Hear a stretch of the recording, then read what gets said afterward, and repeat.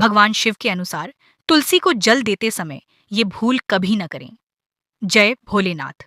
नमस्कार मित्रों, आज हम बात करने जा रहे हैं एक ऐसी पूजा के बारे में जो लगभग हर हिंदू घर में प्रतिदिन होती है, लेकिन फिर भी अनजाने में हम ऐसी गलतियां कर बैठते हैं जो पुण्य के स्थान पर दोष का कारण बन जाती है। जी हाँ, आज का विषय है तुलसी को जल देना। तुलसी केवल एक पौधा नहीं है, वह देवी है। वह साक्षात माता लक्ष्मी का स्वरूप है और भगवान विष्णु को अति प्रिय है।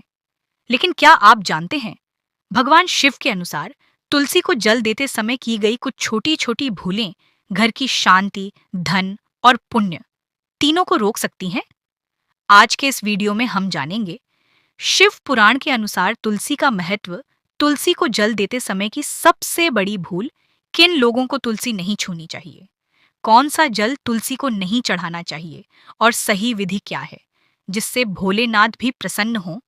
वीडियो अंत तक जरूर देखें, क्योंकि अंतिम भूल 90% लोग रोज करते हैं। मित्रों, अक्सर लोग कहते हैं तुलसी तो विष्णु जी की प्रिय है, शिव जी से इसका क्या संबंध। लेकिन शिव पुराण में स्पष्ट कहा गया है, जहां तुलसी का वास होता है वहां नकारात्मक शक्तियां प्रवेश नहीं कर सकती। भगवान शिव स्वयं वैराग्य के देव हैं, लेकिन वे संतुलन और मर्यादा के भी अधिपति हैं। तुलसी का पौधा सात्विक ऊर्जा का केंद्र होता है, इसीलिए शिव जी कहते हैं, अगर तुलसी की पूजा गलत भाव या गलत विधि से की जाए तो वह फल नहीं देती। सबसे पहली और बड़ी भूल, तुलसी को जल देते समय स्पर्श करना। बहुत से लोग जल चढ़ाते समय तुलसी के पत्तों को सहलाने लगते हैं या उसे हाथ से पकड़ लेते हैं। शिव पुराण के अनुसार जल देते समय तुलसी को स्पर्श करना वर्जित क्यों है? क्योंकि जल देते समय तुलसी देवी तपस्या की अवस्था में होती है। उसी समय स्पर्श करना उनकी साधना में विघ्न डालना माना जाता है। समाधान क्या है? जल दूर से धीरे धीरे डालें, तुलसी को न छुए। दूसरी बड़ी भूल, गलत समय पर तुलसी को जल देना।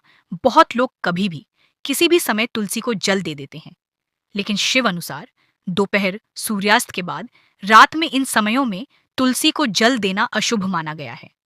सही समय क्या है? सूर्योदय के बाद, दोपहर से पहले कहा जाता है कि इस समय देवताओं का वास तुलसी में होता है। तीसरी भूल, अशुद्ध जल का प्रयोग। अब ध्यान से सुनिए। कई लोग रसोई का बचा हुआ पानी या टंकी का गंदा जल तुलसी को चढ़ा देते हैं। शिव जी कहते हैं, तुलसी को वही जल चढ़े जो स्वयं शुद्ध हो। झूठा जल, साबुन मिला जल, हाथ धोने का पानी, ये सब तुलसी को चढ़ाना पाप समान माना गया है। सबसे श्रेष्ठ जल, तांबे के पात्र का स्वच्छ, बिना छुए रखा गया। चौथी भूल, बिना स्नान तुलसी पूजन। आज के समय में जल्दी जल्दी में लोग बिना स्नान ही तुलसी को जल दे देते हैं। शिव पुराण कहता है, बिना स्नान तुलसी को जल देना फलहीन होता है। अगर पूरा स्नान संभव न हो तो कम से कम हाथ, पैर, मुंह, आंखें धोकर शुद्ध होकर ही तुलसी के पास जाए। पांचवी भूल, तुलसी के पास क्रोध और नकारात्मक भाव बहुत गहरी बात है। अगर मन में क्रोध, ईर्ष्या, द्वेष या अशांति हो और उसी मन से आप तुलसी को जल चढ़ाएं, तो वह पूजा नहीं, औपचारिकता बन जाती है। शिव जी कहते हैं, तुलसी भाव देखती है, विधि नहीं। जल चढ़ाते समय मन शांत रखें, 2 पल आंख बंद करें। छठी भूल, रविवार और एकादशी की भूल।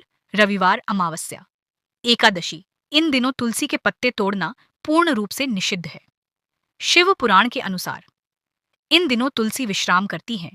हालांकि जल चढ़ाया जा सकता है, लेकिन पत्ते तोड़ना नहीं। सातवीं भूल, तुलसी के नीचे गंदगी। यह भूल अक्सर लोग अनदेखी कर देते हैं। अगर तुलसी के गमले के नीचे जाले, सूखे पत्ते, कचरा पड़ा हो तो वह दरिद्रता को आकर्षित करता है। शिव कहते हैं, जहां पवित्रता नहीं वहां लक्ष्मी स्थायी नहीं। अब ध्यान से सुनिए, तुलसी को जल देने की सही विधि। प्रातः स्नान या शुद्ध होकर आए, 2 तांबे या मिट्टी के पात्र में जल लें। तुलसी के सामने दीप जलाएं, बिना स्पर्श किए धीरे धीरे जल चढ़ाएं। ये मंत्र बोलें, ओम नमो भगवते वासुदेवाय या ओम तुलस्यै नमः। अंत में मन ही मन भगवान शिव का स्मरण करें। अगर आज तक आपसे कोई भूल हो रही थी तो आज से उसे सुधारिए।